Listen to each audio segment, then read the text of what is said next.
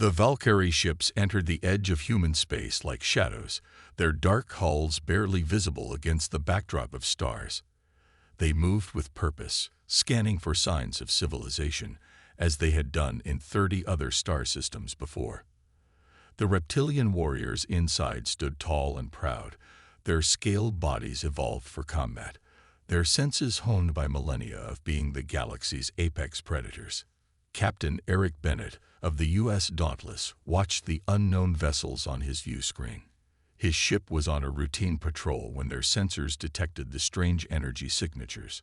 Bennett had been in space for 15 years, but he had never seen ships like these before. "What do you make of them, Susan?" Bennett asked his science officer. Lieutenant Susan White frowned at her readings. "Unknown configuration, sir. They're heavily armed. Energy outputs suggest advanced weapon systems. They're not responding to standard greeting protocols." Bennett straightened his uniform. First contact situations were delicate. The United Earth Space Command had clear procedures for these scenarios, and Bennett had trained for this moment his entire career. "Open all channels," he ordered. Before Susan could comply, the lead alien ship fired. A bright beam of energy cut through space and struck the Dauntless, shaking the bridge violently. "Shields at 60%, shouted Jack Miller, the tactical officer. They fired without warning. Bennett gripped his chair. "Return fire. Contact command." The Dauntless fought bravely, but it was outmatched. As emergency systems blared, Bennett ordered his crew to the escape pods. Their final transmission reached Earth just before the Dauntless exploded into a ball of fire. On Horizon Colony, the settlers had no warning. The farming community of 5,000 people saw the strange ships descend from the sky during their harvest festival. Some thought it was a surprise visit from Earth. They realized their mistake when the first energy blasts destroyed the colony's main hall. Mary Clark was teaching 20 children in the school building when the attack began. She herded them into the basement shelter as explosions rocked the ground. "Everyone stay quiet," she whispered to the frightened children. Through a small window, she watched in horror as tall, reptilian figures moved through the streets. They walked on two legs like humans but moved faster and with strange, fluid motions. Their bodies were covered in natural armor plates, and they carried weapons that cut through the colony's buildings like paper. The Valkyrie hunters moved methodically through the human settlement. They had conquered many worlds, but humans were new prey. Some humans fought back with primitive projectile weapons, which amused the Valkyrie. The few bullets that hit their armored hides barely penetrated their scales. In the colony's communication center, Officer Peter Jones barricaded himself inside. His leg was bleeding badly from a Valkyrie attack, but he managed to send a distress signal before they broke through the door. "This is Horizon Colony. We are under attack by unknown hostile forces. They came without warning. They're killing everyone. Send help." His message cut off as 3 Valkyrie warriors entered the room. 2 days later, on the Valkyrie command ship, High Hunter Drakmar reviewed the results of their first contact with humans. "Were there any worthy trophies?" he asked his subordinate. "No, High Hunter," replied Commander Sisek. "The humans are physically weak. They have no natural defenses. Their technology is primitive. We lost only 5 warriors, and those only due to unexpected tactics." Drakmar clicked his claws together in disappointment. "The Galactic Council warned us that this sector was protected. They claimed these humans were dangerous." "The Council fears shadows," Sisek said. "These humans will be easy prey. Their world called Earth appears to be the center of their civilization. We should strike there next." Across the galaxy, the Galactic Council received news of the Valkyrie incursion into human space. Many representatives shook their heads sadly. Some had hoped humans might be different, but none were willing to stand against the Valkyrie. "Send the standard condolences to Earth," the Council President said, "and may whatever gods they believe in have mercy on them." The Valkyrie prepared their fleet for the conquest of human space, confident in another easy victory. They had never been defeated. They had never needed to adapt. and that would prove to be their greatest weakness. Lieutenant Samantha Wells stared at the Valkyrie tissue sample under her microscope. The military xenobiology lab at Luna Base was quiet at this late hour. 3 weeks had passed since the attack on Horizon Colony, and Earth was preparing for war. "Fascinating," she whispered. "The Valkyrie cells contain structures unlike anything in Earth's biology. Their tissue density explained their natural armor. Their muscle fibers were nearly 3 times as dense as human muscles. No wonder they were stronger." Admiral George Peterson entered the lab. His uniform was wrinkled from too many hours without rest. Dark circles shadowed his eyes. "Tell me you have something, Lieutenant," he said. Samantha straightened. "Yes, sir. The Valkyrie have weaknesses we can exploit. Their eyes are sensitive to certain light frequencies. Their hearing range is different from ours, and their nerve clusters are concentrated in specific areas." Peterson nodded. "Good work. We need every advantage." He handed her a data tablet. "We recovered this from a damaged Valkyrie ship. It contains their historical records." Samantha spent the next 12 hours studying the Valkyrie history. What she found was disturbing. The Valkyrie had evolved as apex predators on a harsh world. Their society was built around hunting. Status was earned through combat prowess and trophies collected from conquered species. They had never experienced defeat.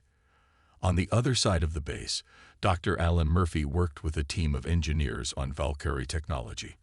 They had recovered weapons and armor from the Horizon Colony attack. "Their tech is advanced but single-minded," Alan explained to a group of military officers. "Everything is designed for combat. No redundancies, no failsafes. They've never needed them." In orbit above Earth, Lisa Nguyen prepared for her mission. As Earth's top diplomatic envoy, she would attempt communication with the Valkyrie. Her ship was small and clearly marked as non-military. "You understand this is likely a one-way trip," said her pilot, Jeff Brown. Lisa nodded. "Someone has to try. Maybe we can avoid full-scale war." Her ship departed Earth the next day. When they reached the edge of the solar system, 3 Valkyrie cruisers were waiting. Lisa broadcast her message on all frequencies. "This is Envoy Lisa Nguyen of Earth. We seek peaceful dialogue with the Valkyrie people." The response came in broken English. "Prey does not speak. Prey is hunted." The Valkyrie ships opened fire. Jeff executed emergency maneuvers, turning the ship around. One blast hit their engine. Warning lights flashed across the control panel. "We'll never make it back to Earth," Jeff shouted over the alarms.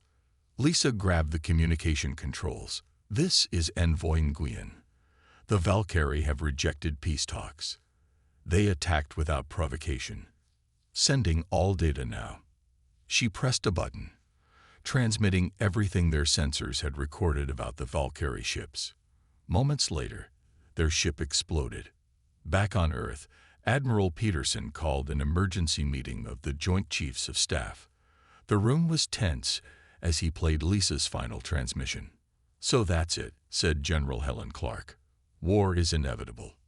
"Yes," Peterson replied, "but we'll fight it our way, not theirs." He activated a holographic display showing Earth's defenses and the approaching Valkyrie fleet.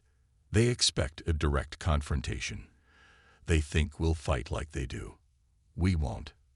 Major Frank Collins raised his hand. "Sir, my Special Forces team has been studying their combat tactics. They rely on strength and intimidation. They've never faced an enemy who uses deception." Peterson smiled for the first time in days. "Exactly. Humanity's greatest strength isn't our technology or our weapons. It's our adaptability." In deep space, the Valkyrie fleet moved steadily toward Earth. High Hunter Drakmar stood on the bridge of his flagship, anticipating an easy victory. "The humans are gathering their ships to defend their homeworld," reported Commander Sisek. "As expected," Drakmar said. "They will fall like all others before them." What Drakmar didn't know was that the human ships he detected were only a small part of Earth's forces. The rest were hiding, waiting, preparing strategies no predator would expect from prey. The Valkyrie had never needed to adapt. Humans had never stopped adapting, and that would make all the difference in the coming battle. The mining colony of New Anchorage sat on a mineral-rich moon orbiting a gas giant. Nearly 3,000 people called it home. Major Frank Collins watched the night sky from the colony's defense bunker. The Valkyrie would come here first. Earth intelligence had confirmed it. All civilians in the shelters. Frank asked his second-in-command. Lieutenant Grace Martinez nodded. Yes, sir. And the special defenses are in place. Frank smiled grimly. New Anchorage appeared vulnerable, which was exactly what they wanted the Valkyrie to think. In truth, the colony had been preparing for weeks. Their apparent weakness was a trap. The alarm sounded at dawn.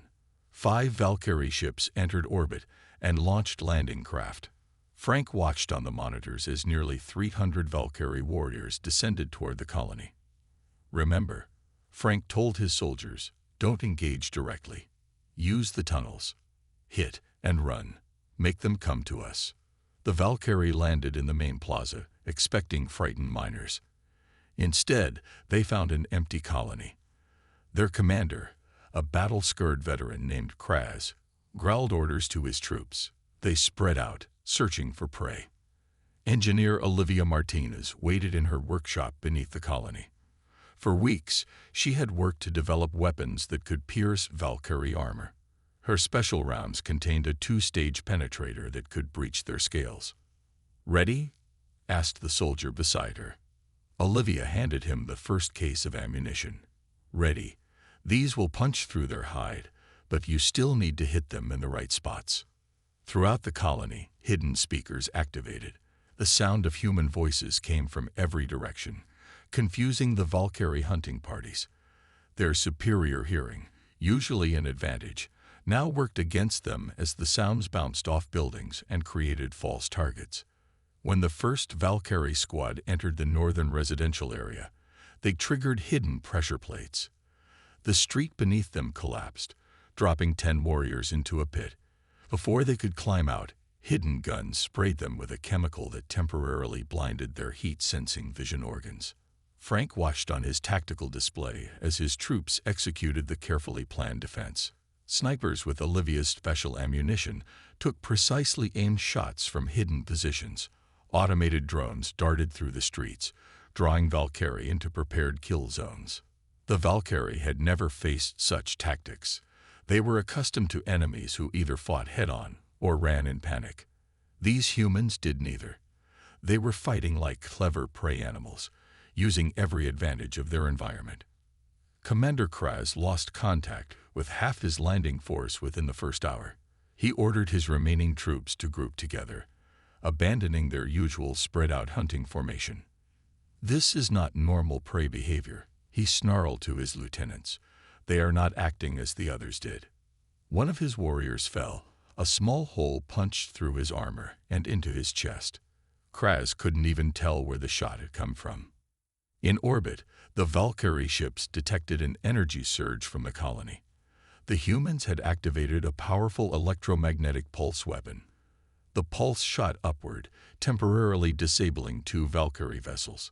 Frank led a squad through the colony's maintenance tunnels. They emerged behind a group of confused Valkyrie soldiers and attacked with short, controlled bursts from their rifles. The specially designed bullets found gaps in the Valkyrie armor or punched through the weaker sections. By nightfall, the Valkyrie were in retreat. More than half their landing force was dead or wounded. Their ships had taken unexpected damage from hidden ground-based weapons. Commander Kraz sent a final message to his superiors before ordering a full withdrawal. The humans do not fight as expected. They are dangerous prey. Request reinforcements. For the first time in living memory, a Valkyrie hunting force had failed. As they retreated to their ships, they took human prisoners for study. They needed to understand this new enemy that fought unlike any species they had encountered before. On Earth, Admiral Peterson received news of the victory with cautious optimism. "It's a good start," he told his staff, "but the real fight is just beginning." The Valkyrie War Council gathered in their ancient stone chamber on their homeworld. High Hunter Kirthel stood before the assembled commanders, his scales darkened with rage. The air was thick with tension. "We have suffered a defeat," Kirthel said. The words felt strange in his mouth. The Valkyrie language barely had terms for military failure. "The humans have resisted our first attacks." Commander Sisek stepped forward. "High Hunter, the humans use dishonorable tactics. They hide. They set traps. They refuse proper combat. They fight to win," said an old Valkyrie in the corner. Elder Mrovak had lived longer than any other council member, like cornered prey that suddenly shows teeth. Kirthel slammed his clawed fist on the stone table. "I want their colonies destroyed. I want their homeworld. Gather our forces. We will crush them with overwhelming numbers." On Earth, humans were not sitting idle. Dr. Karen Wilson worked day and night in her laboratory. The captured Valkyrie technology had revealed important secrets about their biology. "Look at this," she told Admiral Peterson, pointing to her computer screen. "The Valkyrie have enhanced senses, but they're also oversensitive. Their hearing and smell can be overloaded." Peterson nodded. "Can you develop something to use against them?" Karen smiled. "Already have. I call it sensory overload gas. It won't kill them, but it will definitely stop them." In orbit around Jupiter, Captain Ryan Johnson prepared the U.S. Intrepid for its mission. His ship was smaller than standard military vessels, but faster and stealthier. The crew had been specially selected for their unconventional thinking. "Our target is this Valkyrie supply depot," Ryan told his crew, pointing to a holographic map. "Intelligence says it's lightly defended because it's deep in their controlled space. They don't expect us to strike there." The Intrepid slipped out of the solar system using a new stealth system that masked its energy signature. They traveled through 3 star systems before reaching their target. The Valkyrie supply depot orbited a small moon, its defenses focused outward, not expecting an enemy to get this close. "Begin jamming on my mark," Ryan ordered. "All weapons ready. Remember, we hit hard and fast. Then we're gone before they can respond." The raid was a stunning success. The Intrepid destroyed the depot and 2 Valkyrie ships before disappearing back into deep space. Word of the attack spread quickly through Valkyrie ranks. The prey had somehow slipped past their defenses and struck at their supply lines. It was unprecedented. Meanwhile, Sergeant Paul Garcia led a small team on a different mission. Intelligence had located a Valkyrie research facility where human prisoners from New Anchorage were being held. The facility orbited a remote gas giant far from normal space lanes. Paul's team approached in a captured Valkyrie shuttle. They wore modified armor designed to mimic Valkyrie heat signatures. The disguise worked long enough for them to dock with the research station. "Remember," Paul told his team, "quick and quiet. Get our people and plant the charges."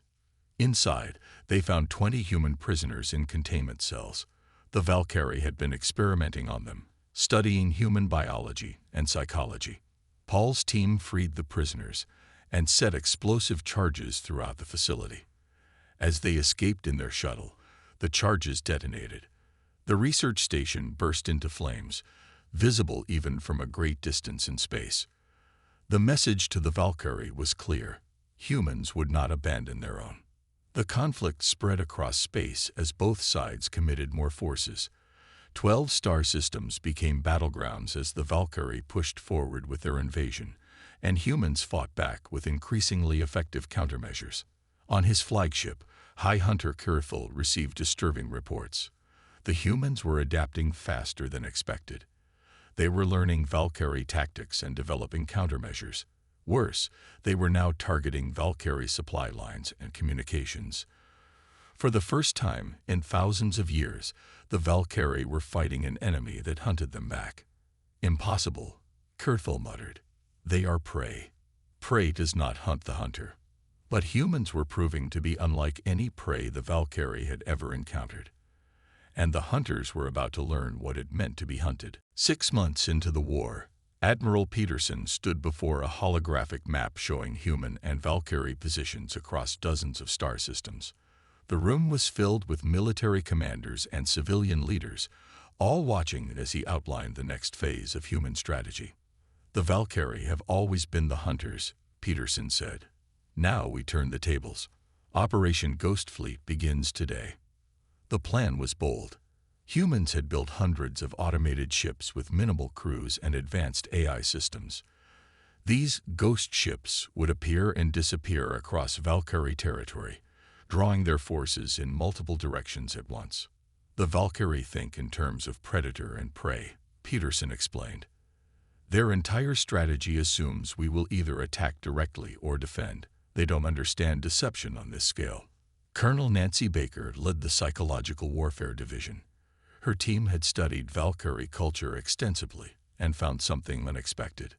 Despite being apex predators, the Valkyrie have deep cultural fears, she told the assembled leaders. They fear being hunted. They fear losing status. And most importantly, they fear the unknown. Nancy's team had created special drones that mimicked ancient Valkyrie predators from their evolutionary past. These drones would penetrate Valkyrie ships and colonies, triggering primal fears buried deep in their genetic memory. On the science front, Chief Science Officer Daniel Wright had made a breakthrough. His team had reverse-engineered Valkyrie cloaking technology and improved it using human innovation. Their cloaking system blocks visual detection, but has flaws in the energy spectrum, Daniel explained as he demonstrated the technology. "We've removed those weaknesses and made it portable enough for small strike teams." The Valkyrie homeworld, for the first time in centuries, began to experience resource shortages. Human raids on their supply ships had disrupted the careful balance of their empire. Food and fuel became scarce on outer colonies. The mighty Valkyrie fleet, spread thin trying to protect too many systems at once, couldn't maintain their supply lines. High Hunter Kirthel faced growing dissent in the War Council. Clan leaders accused each other of failures against the humans. Ancient rivalries resurfaced as the pressure mounted. "The southern clans lost the Battle of Proxima," shouted one clan leader. "Their weakness costs us all." "The northern hunt wasted resources on pointless attacks," responded another. Kirthel silenced them with a roar. "Enough. The humans are the enemy, not each other." But the damage was done.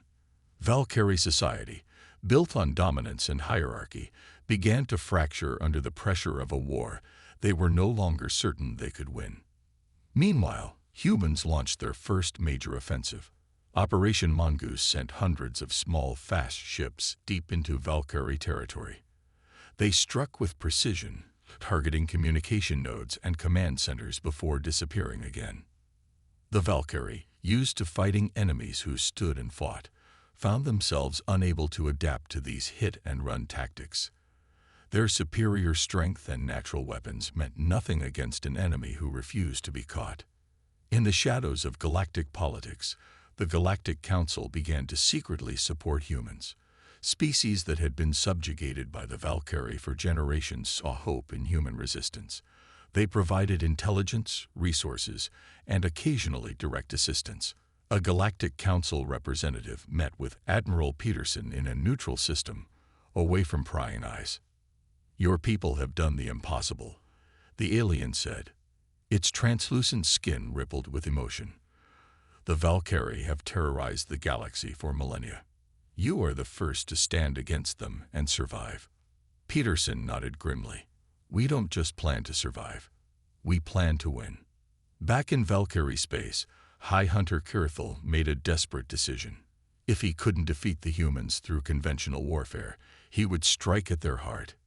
He ordered the assembly of the largest Valkyrie fleet in history. "We will attack Earth directly," he told his commanders. "We will end this war by destroying their homeworld." What Kirthel didn't realize was that humans had anticipated this move. Earth was ready, and the Valkyrie were flying into the most elaborate trap in military history. The massive Valkyrie fleet appeared at the edge of the solar system. Over 300 warships moved in perfect formation toward Earth. Their hulls gleamed in the distant sunlight, weapons primed and ready. This was the largest military force the Valkyrie had ever assembled. On Earth, Admiral Peterson watched the approaching armada on the command center's main screen. Despite the odds, he remained calm. This was exactly what they had been preparing for. "All defense platforms activate," he ordered. "Alert Admiral Chen that Operation Solar Shield is now active." Admiral Julia Chen commanded the combined human defense fleet from her flagship in orbit around Mars. When she received Peterson's message, she turned to her officers. "This is what we've trained for," she said. "The Valkyrie expect us to defend Earth directly. They don't know about our allies." As if on cue, ships from 5 different alien species dropped out of faster-than-light travel alongside the human vessels. These were representatives from worlds previously conquered by the Valkyrie, now fighting for their freedom alongside humanity. The Battle of Sol had begun. The Valkyrie fleet moved forward confidently, expecting the humans to fall back to Earth's orbit. Instead, the human fleet split into smaller groups, attacking from multiple directions at once. The alien allies targeted specific Valkyrie weak points the humans had identified during months of warfare. High Hunter Kurthel watched from his command ship as his perfect formation began to break apart under the unexpected assault. "They are using our tactics against us," he growled. "And they have allies. How is this possible?"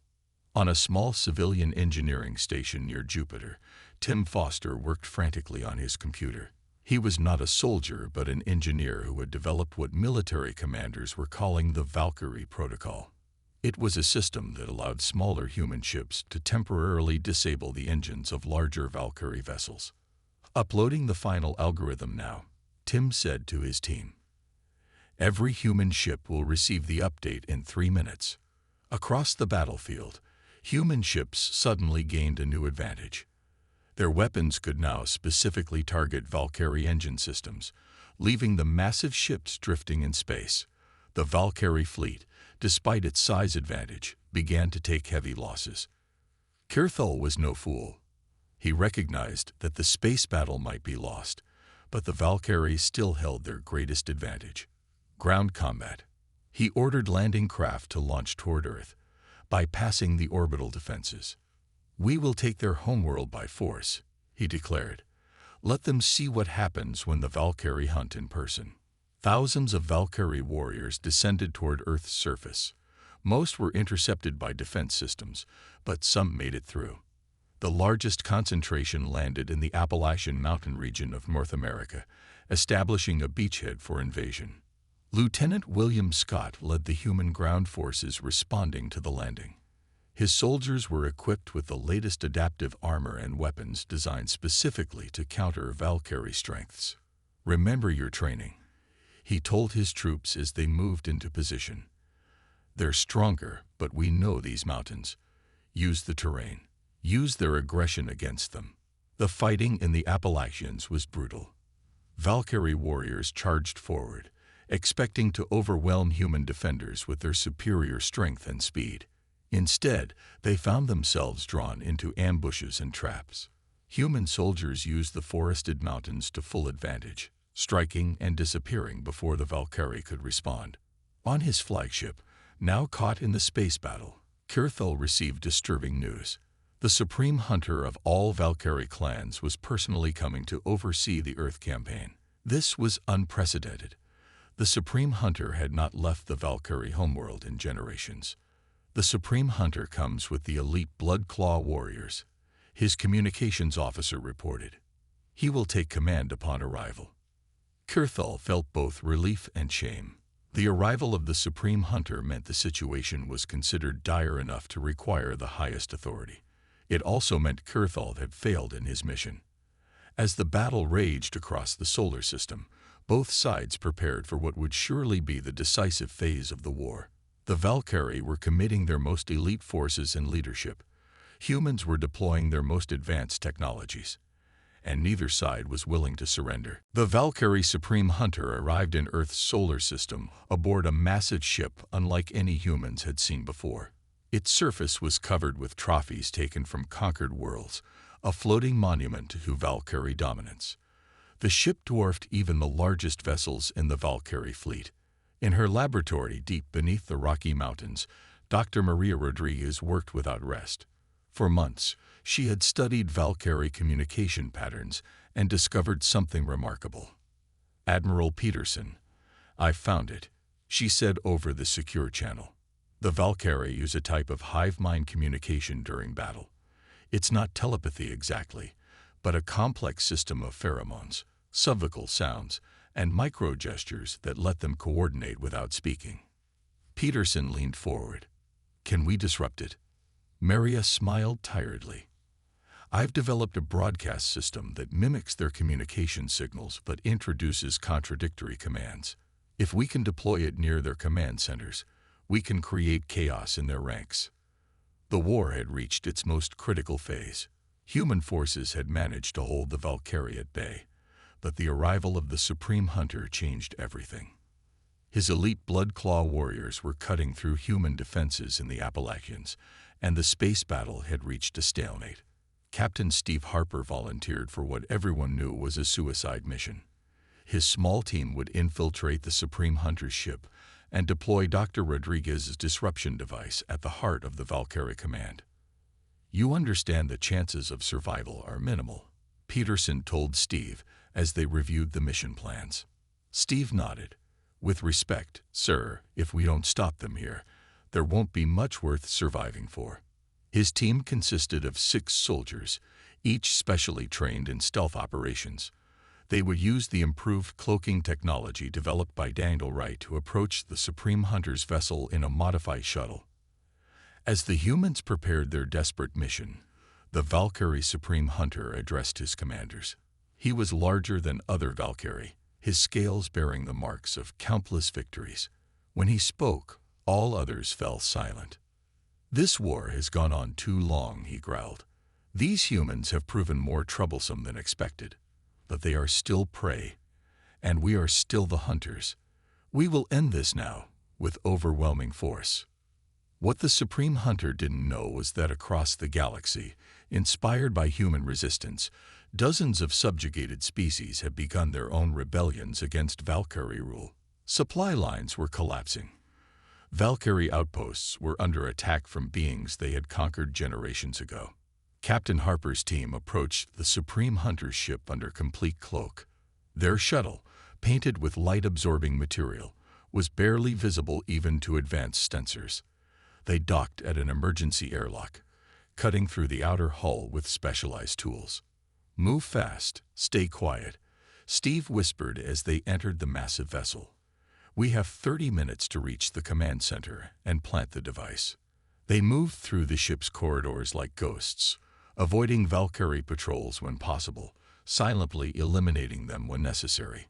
The inner structure of the vessel was like a maze, decorated with trophies and symbols of Valkyrie hunting prowess. Meanwhile, in orbit around Earth, the Valkyrie forces received an unexpected message. It was broadcast on all frequencies, directly from Admiral Peterson, to the Supreme Hunter. "Supreme Hunter of the Valkyrie, I challenge you to single combat, according to your own traditions, hunter against hunter, to determine the outcome of this war." The Supreme Hunter was shocked. No prey species had ever invoked the sacred hunting traditions. It was a right reserved for predator species only. Yet to refuse would bring dishonor that would undermine his authority forever. After long minutes of silence, the reply came. "I accept your challenge, human, but know that no prey has ever survived a ritual hunt with the Supreme Hunter." What the Supreme Hunter didn't know was that Peterson's challenge was timed precisely to coincide with Captain Harper's mission. And as the terms of the ritual hunt were being arranged, Harper's team reached the heart of the Valkyrie command ship, ready to change the course of the war forever. The ritual combat between Admiral Peterson and the Supreme Hunter took place on the neutral ground of Earth's moon. Representatives from both sides watched from a safe distance as the two leaders faced each other in pressure suits modified for combat. "I have hunted beings across 50 star systems," the Supreme Hunter said, his voice translated through comm systems. "None have survived." Peterson stood calmly, holding a specialized combat staff. "There's a first time for everything." The Supreme Hunter was massive, nearly twice Peterson's size, with natural armor and claws that could tear through metal. He carried no weapons, needing none. Peterson looked small and fragile by comparison, but his eyes showed no fear. As the combat began, Captain Steve Harper and his team activated Dr. Rodriguez's device in the heart of the Valkyrie command ship. The effect was immediate and devastating. Across the battlefield, Valkyrie warriors suddenly received contradictory commands.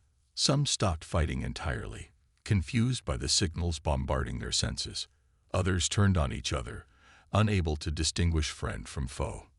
On the moon's surface, Peterson and the Supreme Hunter circled each other.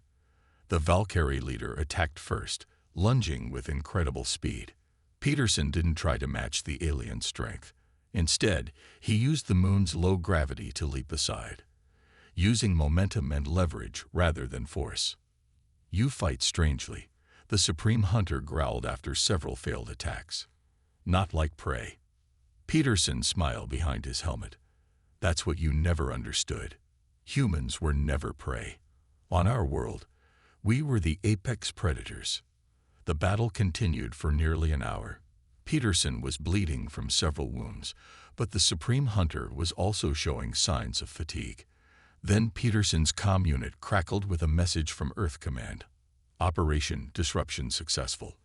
Valkyrie forces in disarray."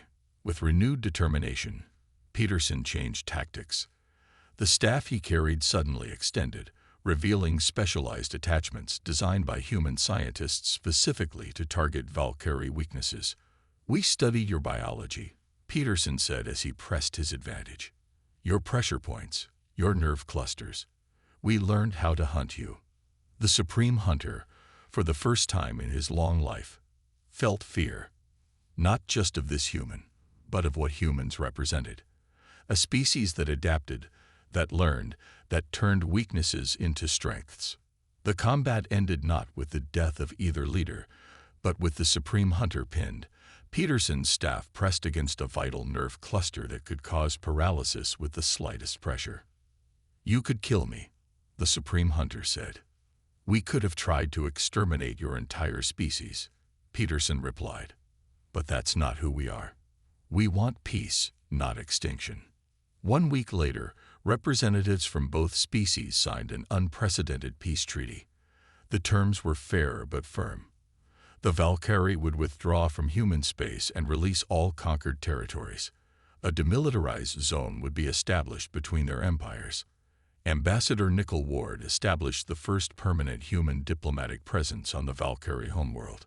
Her approach was revolutionary, focusing on cultural exchange rather than just political relations.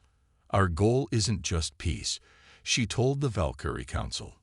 "It's understanding. Humans and Valkyrie are both proud, strong species.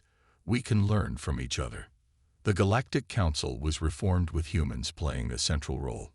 Species that had been oppressed for generations found their voices heard for the first time.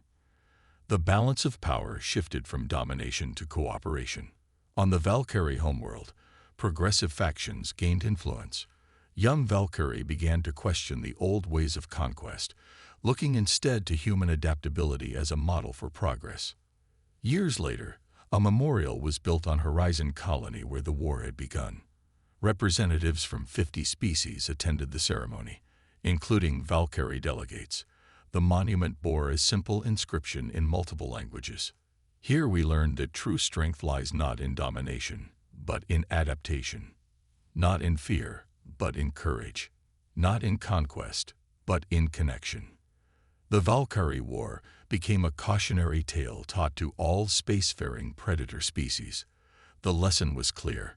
In the vast darkness of space, even apex predators would eventually meet their match. And that match, against all expectations, had turned out to be humans.